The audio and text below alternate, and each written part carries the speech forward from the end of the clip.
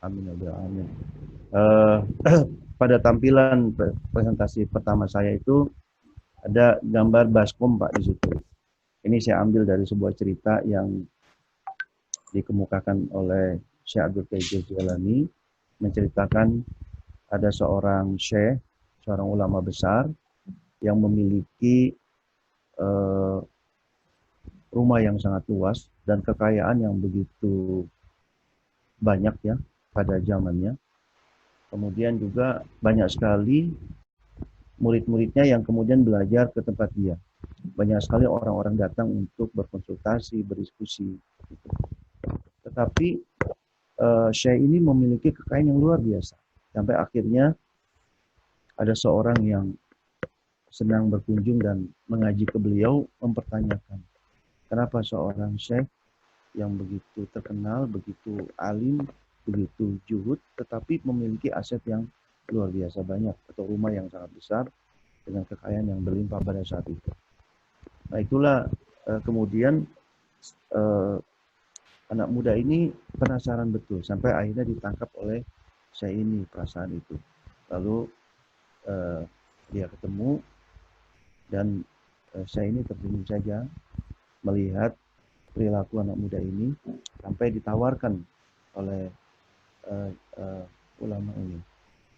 Anak muda, kalau kamu mau apa yang ada di sini silakan diambil atau silakan dilihat dan diambil saja nanti.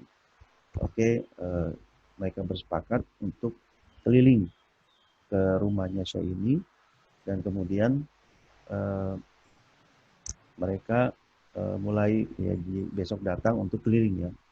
Akhirnya ketemulah kedua orang ini dan kemudian sebelum berangkat saya ini berpesan tolong bawakan ini. Jadi ada baskom yang berisi air ya hampir penuh ya. Kemudian mereka berkeliling ke tempat tersebut. Pesan saya adalah tolong bawa baskom ini dan jangan sampai tumpah. Mereka berdua berkeliling ya, cukup luas rumahnya dan banyak sekali uh, perabotan yang ada di situ. Lalu kemudian mereka berputar sampai dengan hampir ya 15 menit sampai 20 menit mereka berkeliling ya. Karena saking banyaknya, saking luasnya rumahnya. Sampai akhirnya kembali lagi ke tempat di mana dia mulai. Kemudian saya itu berkata, anak muda, gimana apa yang kamu lihat? Gitu. Kemudian anak muda itu sambil wajahnya agak sedikit kesal gitu kelihatannya, dia berkata, wahai Syekh, katanya, bagaimana mungkin saya bisa memperhatikan apa yang ada di sekitar rumah ini, katanya. Sementara saya harus memperhatikan baskom ini dan membawanya agar tidak tumpah. Gitu. Lalu saya itu tersenyum dan dia berkata kepada anak muda itu, nah itulah. Katanya. Jadi karena pandangan kita, ya kita bisa alihkan. Jadi apa yang ada di dunia ini tidak akan mampu kita lihat kalau kita mampu melihat silakan Pak. Gitu ya. Kalau kita hanya memandang satu, yaitu Allah SWT. Nah, yang jadi persoalan adalah kemampuan kita di dalam memandang, kemampuan kita di dalam berinteraksi, kemampuan kita di dalam pikiran kita agar Allah Subhanahu wa taala itu selalu berada dalam pikiran dan hati kita. Nah, ini yang jadi persoalan. Sehingga akhirnya kita keseret-seret kepada apa yang ada di sekitar kita. Ya, kenapa wakaf itu penting?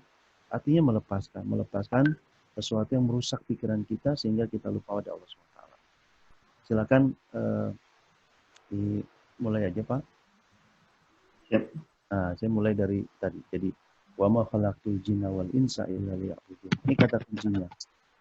Nah, bicara tentang ibadah itu bicara tentang abid dan ma'bud. Jadi hubungan antara kita, ya pencipta dengan yang diciptakan.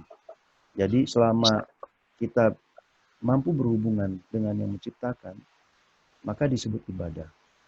Jadi sesuatu yang kita lakukan karena Allah, kemudian juga yang terlihat pada Allah, maka itulah disebut ibadah. Inilah yang kemudian lanjut Kang. Itu yang kemudian menyebabkan kita harus sangat konsentrasi, jangan sampai pengaruh-pengaruh yang ada di sekitar kita ini merusak ibadah kita. merusak perhatian kita. Dan itu yang terjadi di wakaf saat ini, di mana hampir 90% yang kita lihat persoalan konflik internal itu adanya di nazir. Ya, konflik nazir. Apakah nazir antar nazir bermasalah, kemudian nazir yang masih suka dengan apa yang dia pegang, padahal itu bukan punya dia. Kemudian nazir yang kemudian mempermainkan aset wakaf digunakan untuk jaminan, lalu dijual dengan kepentingan hawa nafsunya. Ya, kemudian juga ada juga yang nazir yang kemudian ya saling memfitnah gitu dan berebutan aset ya. Contoh di Bali itu ada masjid yang diperebutkan oleh dua nazir yang mereka bermusuhan, akhirnya saling melempar batu itu di daerah. Mereka melempar batu hanya untuk memperebutkan satu aset, bahkan sempat terjadi gontok-gontokan fisik ya. Ini kan menyedihkan betul. Jadi kualitas ya, mental kita ini masih sangat dipengaruhi oleh dunia. Nah, Bapak Ibu sekalian, saya sengaja juga melampirkan di sini ada contoh kejadian-kejadian sehari-hari kita yang kita temukan, dan inilah yang menyebabkan kita punya rating juga menjadi sangat rendah di mata dunia, baik itu dari sisi kemanusiaannya maupun dari sisi kemampuan kita di dalam memanage negara.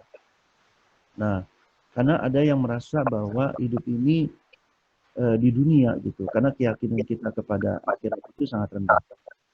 Bukti bahwa kita itu sangat rendah, ya kita masih melakukan sesuatu yang menyebabkan kita keluar dari agama gitu. Kita keluar dari aturan, prinsip dan juga pesan-pesan agama, sehingga kita menjadi dikendalikan oleh hawa nafsu kita. Ya, lanjut saja, Kang. Ya, demikian juga kalau kita lihat perilaku masyarakat saat ini ya, dari mulai anak sampai dengan orang tua, dari mulai ayah sampai dengan ibu, dari mulai sekolah ya maupun yang tidak sekolah, itu sangat memprihatinkan. Semakin lama rating terhadap perilaku yang negatif ini sangat tinggi, apalagi dengan adanya COVID saat ini. Perilaku kita itu sudah mulai sangat dipengaruhi oleh ketakutan gitu. Ketakutan akan dunia gitu. Takut kehilangan, ya takut kekurangan. Nah, ketakutan itulah yang menyebabkan si nafsu tadi mengendalikan kita, yang kemudian kita berbuat berbuat yang negatif yang kemudian merusak lingkungan gitu. Nah, ini yang juga kita perlu sangat khawatir, dan kita tentunya mulai dari diri kita dan keluarga kita menjaga jangan sampai hawa nafsu ini kemudian merusak kehidupan kita ya. Dan memang persoalannya dunia ini kan disebut dunia itu kalau orang pesantren itu sering meledekkan duit nyawa gitu. Jadi begitu hebatnya uang mempengaruhi sehingga kita menjadi seperti ini. Nah, ini yang tadi saya katakan ya, efektivitas pemerintah kita juga sangat rendah, kalah dengan negara-negara lain yang mungkin mereka penduduknya sedikit, kemudian juga mereka sistemnya sangat ketat, kemudian mereka juga budaya maupun aturan di dalam negaranya juga atau yang diyakini juga sangat tinggi, sehingga akhirnya berpengaruh terhadap budaya yang ada di negara tersebut. Lanjut saja, Kang. Ya, kita lihat juga kompetitif indeks kita juga masih rendah, kita masih dikalahkan oleh negara Thailand, Malaysia dan lainnya. Demikian juga bagaimana kemampuan bisnis ya, kemudahan berbisnis juga masih ranking kita masih tinggi ya, jadi masih rendah, sehingga wajar kemudian dampaknya adalah ekonomi kita juga relatif masih jauh ya tertinggal. PDB kita masih kecil 3.900, sementara yang lain sudah cukup. Ya, demikian juga kita lihat korupsi indeks kita masih tinggi, dan juga efektivitas indeks kita juga masih sangat rendah. Baik, kita lihat lanjut saya, Kang. Ini hanya memberikan sebuah fakta bahwa memang ada persoalan di balik sumber daya kita. Demikian juga spiritual index kita di Bank Syariah rendah sehingga tahun 2013 kita mulai tinggi NPF kita. Ya karena memang ada beberapa catatan di dalam budaya perusahaan di perbankan yang juga bagaimana memahami produk-produk perbankan syariah sehingga itu turun dan kemudian menggerus NPF kita. Ya, sampai saat ini kita juga masih terus mencari solusi atas persoalan ini. Ditambah lagi dengan bunga bank yang sangat tinggi yang dianggap risiko negara kita masih sangat tinggi sehingga akhirnya bunganya sangat tinggi dan ini juga sangat berpengaruh terhadap pemahaman dalam berbisnis dan juga berinteraksi. Demikian juga kita lihat struktur pengusaha kita, lalu kondisi desa-desa kita yang mandirinya baru sekitar 6% ya, dari mungkin sekarang sudah naik dari seluruh desa. Nah ini tantangan sekaligus muhasabah pada kita, kualitas SDM kita dan juga sekaligus pemahaman terhadap agama ya, karena kita bicara tentang syariah, karena bicara tentang suatu kehidupan yang jauh lebih hebat dibandingkan dengan lanjut Kang. Ya. Nah ini kita lihat persoalannya kasus korupsi dan narkoba itu pada usia di atas 50 tahun. Jadi ini juga artinya bahwa masyarakat yang kita yang muslim ya maupun yang non muslim itu kecenderungan berperilaku negatif ya pada PNS kita tinggi sekali. Usia-usia dilihat dari kasus narkoba dan korupsi sangat tinggi. Ya, lanjut ya Kang. Lanjut saja Kang. Ya. Dan ini oke. Nah ini kita lihat apa sebabnya ya ini tadi. Jadi ada disebut pandemi Wuhan ya, di mana kita ini terlalu cinta sama dunia, lalu kemudian takut matinya karena ketakutan kelaparan tadi. Kelaparan akhirnya berbuat sesuatu yang malah mematikan diri kita. Ya, mati sebelum mati. Mati dalam pengertian bahwa kita itu lupa pada Tuhan, itulah yang sesuai kematian yang sesungguhnya. Sementara cinta dunia itu yang membuat kita melupakan Allah SWT, ya. Lalu kita melekat betul dengan dunia yang akhirnya kita berbentrokan. Karena dunia itu sempit, karena dunia itu panas, sehingga wajar kemudian konflik itu pasti terjadi. Selama kita hidup kita di dunia, ya, maka konflik itu pasti kita akan rasakan dan kita melibatkan banyak orang, dan itu berbahaya. Jadi kenapa kemudian agama menasihati untuk kita tidak sibuk di dunia, tapi sibuk di agama walaupun lagi ada di dunia. Gitu. Nah, ini pesan yang penting sekali. Jadi walaupun kita di sini, tapi kita tidak di sini. Karena banyak orang itu yang ada di situ, tapi tidak di situ. Nah, itu banyak sekali. Kayak kita sholat itu kan di masjid, atau pikiran kita ada di pasar, ada di mana. Tapi ada juga orang yang di sini, tapi tidak di sini. Jadi walaupun kita di dunia, tapi pikiran kita, perasaan kita, kehidupan kita, kawan-kawan kita itu mengajaknya ke akhirat. Nah inilah yang barangkali menjadi tema hari ini, bahwa kita mencoba menjaga agar sibuknya kita itu ada di sana dengan segala aktivitas yang kita persembahkan untuk kehidupan kita di akhirat. Baik, lanjut saja Kang. Jadi kenapa era new normal ini menjadi penting? Karena ada kata normal ya. Jadi kalau kita ingin meningkatkan kehidupan kita saat ini, kesempatan di tengah kesulitan, di tengah-tengah kesusahan, di tengah-tengah kegelapan, kita mencari cara agar kita mendapatkan cahaya, sekaligus membangun semangat baru, ya, hijrah dengan cara-cara baru agar kita tidak terjebak dengan kegelapan dunia ini. Ya, ini yang disebut sebagai kehidupan baru yang di dalam agama. Ya, walaupun orang-orang dunia kehidupan baru ya cara-cara baru dan adaptasi atau terjadinya pandemi. Bagi kita kehidupan baru itu adalah sebuah perjalanan hijrah. Kalaupun dunia ini kan hanya perjalanan sementara dan pasti ada positif dan negatif. Karena kita berjalan ini ketika ada kanan dan kiri. Gitu. Jadi tidak mungkin kita akan jalan kalau tidak ada kiri.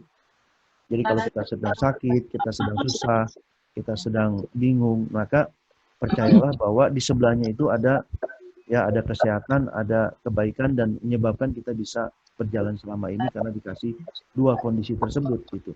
Nah, cuman persoalannya apakah kita sibuk dengan peristiwa itu sakit, susah, dan gelap tadi, atau kita sibuk dengan menciptakan sakit, susah, dan gelap tadi. Persoalan cuma itu aja. Ketika kita sibuk dengan yang menciptakan, maka kita selamat. Tapi kita sibuk dengan peristiwa, walaupun kondisi kita lagi senang, lagi bahagia, maka tetap saja kita dalam posisi kebingungan gitu. Walaupun dengan kesehatan, walaupun dengan kebanyakan harta dan lain-lain. Posisinya adalah kebingungan.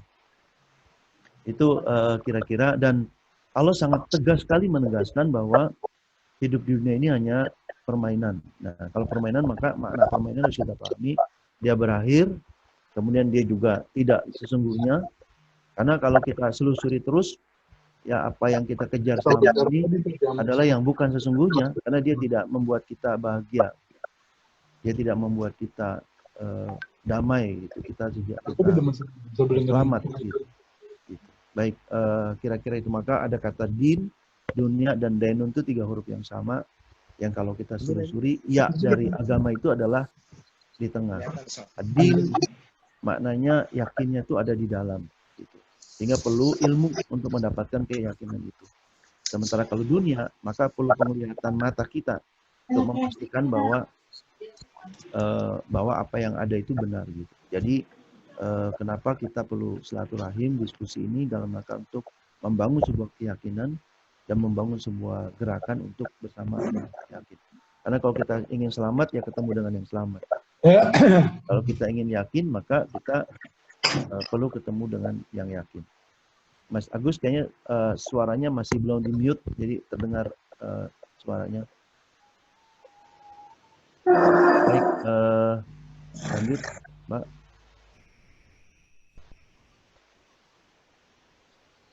Nah, ini yang kemarin kita juga diskusi mengenai makna zakat. Zakat, infak, dan wakaf. Nah, karena kita khalifah, maka kita diberikan fasilitas dan kekuatan untuk kita bisa mengendalikan makhluk. Ya.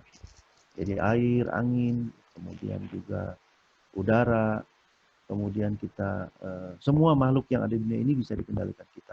Termasuk harimau yang begitu hebat, ikan paus yang begitu ganas, ikan hiu bisa kita kendalikan, bahkan kita manfaatkan. Kenapa? Karena kita diberikan gelar khalifah.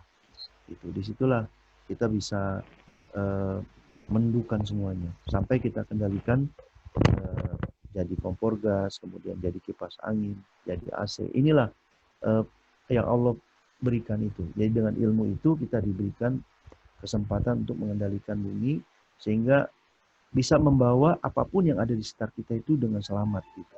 Jadi khalifah itu bukan sekedar mengendalikan fisik, mengendalikan bumi itu menjadi sejahtera dalam pengertian orang dunia, gitu, menjadi tempatnya bagus, bersih, kan versi kita. Tapi sebetulnya versinya mereka tidak begitu, gitu. Nah, tapi yang dimaksud khalifah di sini adalah bagaimana kita ini bisa menyelamatkan apa yang ada di sekitar ini untuk kita bawa kepada Tuhan kita. Kenapa kemudian orang tua dulu bilang, kalau kamu makan lalu nasinya tidak habis, maka nasinya nangis, gitu. Karena orang-orang yang makan nasi atau makan makanan itu adalah orang-orang yang bisa membawa makhluk itu pada Allah SWT dengan cara berdoa, dengan cara dia berzikir, sehingga mereka juga ikut merasa senang bersama dengan orang-orang yang mukmin, orang-orang yang selalu bersama Allah, yang kemudian mereka bisa dibawa kepada Allah SWT.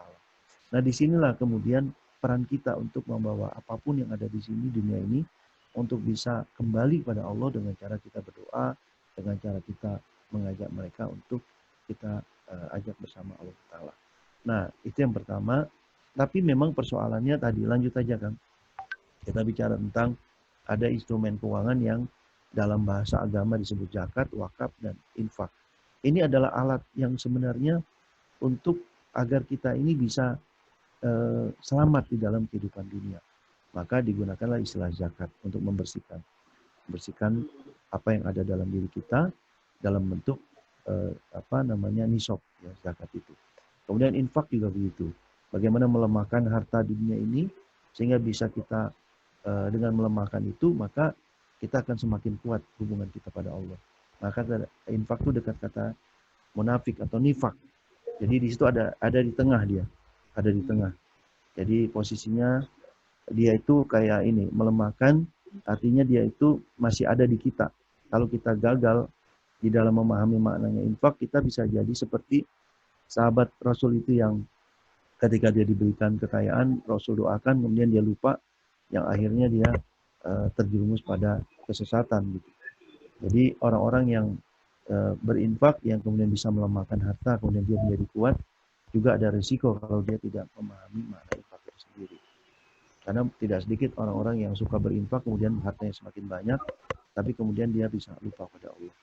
Nah, kemudian wakaf. Wakaf inilah yang terakhir yang kita sebut sebagai instrumen tertinggi karena dia maknanya melepaskan dunia. Nah, kalau mulai dari sini kita harus mampu dulu melepaskan pikiran kita terhadap dunia.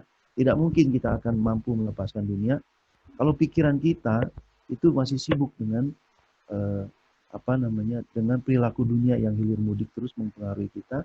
Pakai sarungnya sama kayak orang Bugis ya, ada lebihnya di sini. Baik, ini dikit lagi nanti kita sharing sedikit lagi apa yang ingin saya sampaikan. Lanjut, Kang. Nah, ini yang kemarin kita bahas. Jadi lifestyle masa depan ini kita ingin bangun di keluarga kita, saudara kita yang ada di dalam forum ini, agar kita bisa melepaskan sekaligus membangun mindset bahwa kehidupan dunia dan akhirat jauh lebih mulia. Jadi bertransaksi pada Allah, kemudian dan bagaimana sibuknya kita untuk selalu melepaskan apa yang ada di kita. Bagaimana teknik kita untuk melepaskannya? Nah, kita coba bahas sedikit. Lanjut, Kang. Nah, baik Bapak Ibu sekalian, jadi kita diberikan indera oleh Allah SWT. Dan indera itu punya santapan. Jadi kalau telinga kita, maka santapannya adalah pendengaran kita. Demikian juga mata kita, maka santapannya adalah apa yang kita lihat. Demikian juga mulut kita dan sebagainya. Nah, santapan inilah yang kemudian datang setiap waktu. Itu yang disebut sebagai rezeki. Jadi rezeki yang sesungguhnya adalah apa yang kita terima, yang lainnya adalah tambahan. Jadi semakin banyak kita didatangkan Allah, maka itulah rezeki yang kita bisa nikmati. Yang jadi persoalan adalah apa yang datang ini kemudian membuat kita lupa pada Allah. Padahal dia didatangkan Allah, padahal kita bisa mendengar karena dikasih pendengaran. Kemudian ada yang didatangkan oleh Allah sehingga kita bisa mendengar. Apa yang kita lihat juga begitu, kita dikasih penglihatan sehingga kita bisa melihat. Dan juga didatangkan apa yang dilihat. Yang jadi persoalan adalah apa yang kita lihat, apa yang datang itu mempengaruhi kita sehingga kita lupa pada Allah. Disitulah kemudian maka istilah itu muncul kata zikir. Ya. Bagaimana kita berzikir dengan seluruh indera kita sehingga kita tidak menyebabkan lepas pada. Kenapa begitu? Karena kalau Allah itu lepas, maka yang datang itu bukan Allah. Kalau Allah itu hilang, maka yang masuk adalah bukan Allah. Ini yang kita coba untuk kenapa ada istilah saum di dalam agama. Ya, jadi siam, kata saum itu dengan siam itu ada 4 huruf dan 3 huruf yang tentunya punya makna yang berbeda, walaupun artinya sama. Yang artinya dia itu menahan. Menahan apa? Menahan apapun yang datang yang kemudian merusak hubungan kita pada Allah SWT. Ya. Dan ini yang kita coba selusuri sesungguhnya, yang bagaimana caranya agar indera kita ini tidak terpengaruh gitu, oleh apapun yang menyebabkan kita lupa. Lanjut, Kang.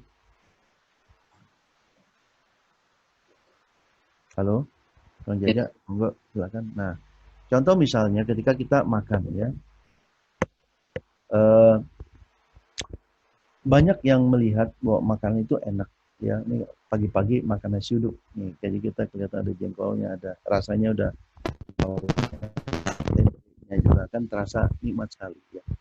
Nah, sebagian besar kita ketika melihat makanan, maka yang terlihat adalah enaknya makanan itu, lalu mengenyangkan makanan itu, kemudian sampai pada tahapan itu. Demikian juga ketika kita melihat bangunan yang mewah atau megah, yang kita lihat indahnya bangunan. Demikian juga yang kita lihat adalah indahnya bangunan itu atau pemandangan itu. Nah, belum sampai pada posisi bagaimana kita mampu melihat siapa yang menciptakan makanan, siapa yang menciptakan bangunan. Pada saat itu kita lihat, ya barangkali juga tidak sedikit yang melatih terus bagaimana kita mampu melihat apapun itu di balik apa yang kita lihat dengan mata kita. Nah, itulah yang kita mencoba melatih diri kita agar zikir kita itu senantiasa melalui apa yang kita lihat dan kita dengar dan kita raba. Nah, disinilah sesungguhnya makna melepaskan dari apapun yang ada itu sehingga Allah terus ada diri kita. Nah, fondasi inilah yang menguatkan kita bahwa melepaskan dari hal yang paling sederhana dunia ini dimulai dari melepaskan apa yang ada dalam diri kita kepada Allah SWT. Nah, barangkali ini sekilas mengenai eh, makna daripada melepaskan dan makna daripada ketemu. Karena ketika kita ketemu di dalam balik perjalanan ini, perjalanan kehidupan kita, maka kita akan memaknai setiap kejadian yang ada sebagai sebuah zikir pada Allah Ta'ala. Lanjut, Kang. Nah, kata kuncinya di sini. Jadi kenapa kita syahadat itu sebagai kunci ada? Karena siapa yang bisa memaknai syahadat dengan benar, maka dia mampu untuk masuk surga. Ya, surga dalam pengertian akhirat maupun makna surga dalam pengertian dia bisa di dunia ini menjadi damai dan sejahtera. Kata asyhadu alla ilaha illallah wa asyhadu anna muhammadar rasulullah, walaupun kita sering ucap, walaupun kita sering dengar, bahkan ketika lahir pun kita sudah mendengar kata ini ketika kita datang ke dunia, dan nanti pun ketika di akhir ketika meninggalkan dunia kita diperdengarkan dengan ucapan ini. Tetapi tidak sekedar kunci itu kan yang bisa mengerti cara menggunakan kuncinya, apalagi kunci digital ya, adalah orang-orang yang tahu ilmunya. Gitu. Jadi sekarang semakin canggih kunci itu. Ya, bahkan sampai handphone kita aja punya kunci, gitu. Cara ngebukanya. Gitu. Nah, kalau kita udah punya kunci, harusnya kita bisa membuka rahasia dunia dan rahasia akhirat. Nah, kunci ini adalah asyhadu alla ilaha. Nah, ketika bicara asyhad atau bersaksi, apa yang kita saksikan? Dan begitu ya. Karena bicara bersaksi berarti menyaksikan. Menyaksikan itu apa? Saya akan kasih ilustrasi sedikit mengenai bersaksi. Jadi ada kejadian bunyi ya, satu gerak gitu kan, lalu kita datang dan melihat ternyata di situ ada orang yang bercucuran darah, lalu di sebelahnya ada motor yang rusak dan mobil. Maka kemudian kita yakin betul bahwa di situ ada tabrakan. Pertanyaannya, apakah kita mau dibawa ke polisi untuk jadi saksi? Pasti kita mengatakan kita tidak mau kan, dan kenapa? Karena kita tidak tahu peristiwa. Nah, syahadat itu sangat erat kaitannya dengan peristiwa. Peristiwa la ilaha illallah. Jadi bagaimana makna la, kemudian ilahun dan Allah. Ini yang kita kemudian akan jabarkan pada pertemuan berikutnya agar ini kita membedah kalimat ini menjadi kekuatan di dalam menjalankan kehidupan sekaligus mengimplementasikan wakaf dalam kehidupan.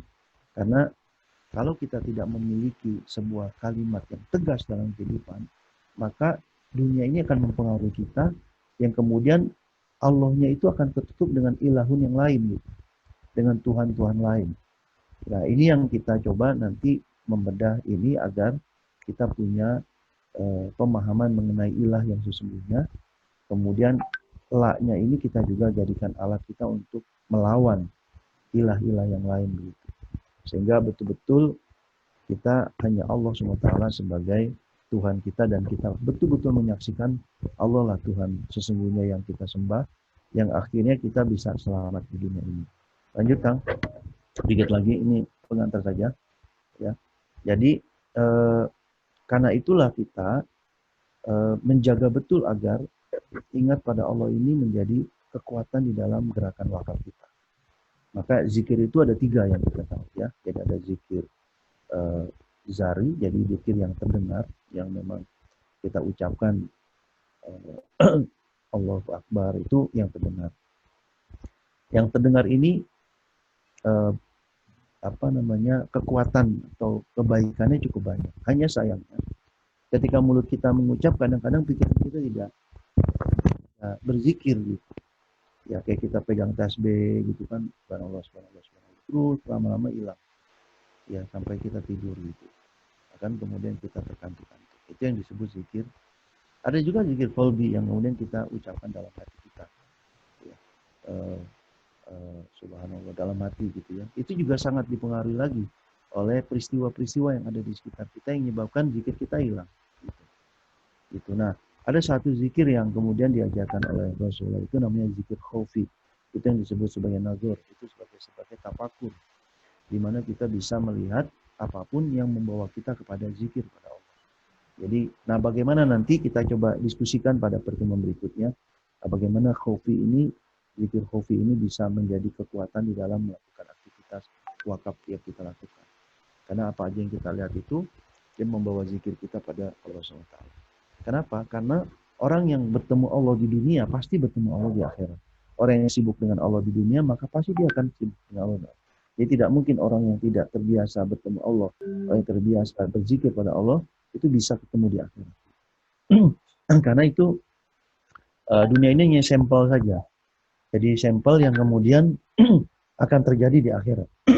Kita senang di dunia, senangnya sampel, susahnya sampel. Jadi namanya sampel pasti kecil dan sedikit.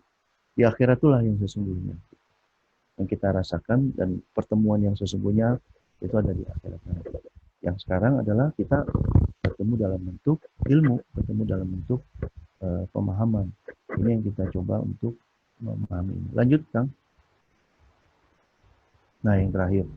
Jadi kenapa kita ada diciptakan pesawat terbang? Ya walaupun pesawat terbang tidak selalu ada di udara, tapi maknanya bahwa orang-orang yang sudah selalu menjaga hubungan pada Allah, ya, dia akan merasakan dunia semakin kecil, dia akan merasakan dunia itu seperti mainan, ya rumah-rumahan, kemudian mobil-mobilan, ada jalan, mobilnya bergerak, ya karena digerakkan Allah, rumahnya kecil, ya semua kelihatan serba kecil. Kemudian dia juga bisa, tapi suatu waktu dia akan turun ke dunia dan dia merasakan, oh dunia seperti ini, kemudian dia naik pesawat lagi dan asik menikmati perjalanan di udara. Karena yang kelihatan adalah kalau Anda dilayani oleh para bidadari gitu ya. Karena yang dia lihat di sekitarnya itu adalah sesuatu yang Allah ciptakan yang kemudian melayani dirinya, dan kemudian dia merasakan robbaniyatullah, jadi pelayanan Allah, dan juga dia kemudian melakukan pelayanan sebagaimana yang Allah juga tetapkan buat dia kepada umat, yang membawa asma-asmanya yang dia terjemahkan dalam kehidupan sehari-hari di tengah masyarakat. Kemudian dia fokus, ya kemudian dia berjamaah, dia menggunakan teknologi digital yang cukup bagus, dia memanfaatkan hukum-hukum Allah untuk bisa berangkat bersama-sama di akhirat nanti dengan insyaallah. Saya kira itu pengantar dari diskusi kita. Jam 6:30 kita selesaikan. Silakan di terakhir, Kang. Terakhir ya? Ya. Ya, kira ini yang penting sekali. Jadi harta yang kamu cintai itu apa? Itulah yang kita serahkan pada Allah.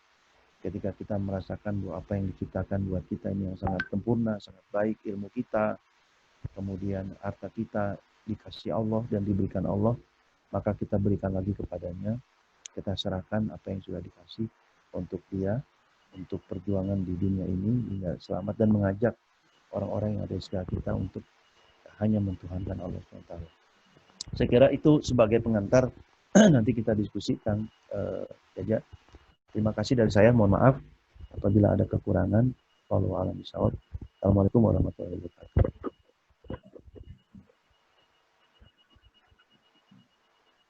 Waalaikumsalam warahmatullahi wabarakatuh.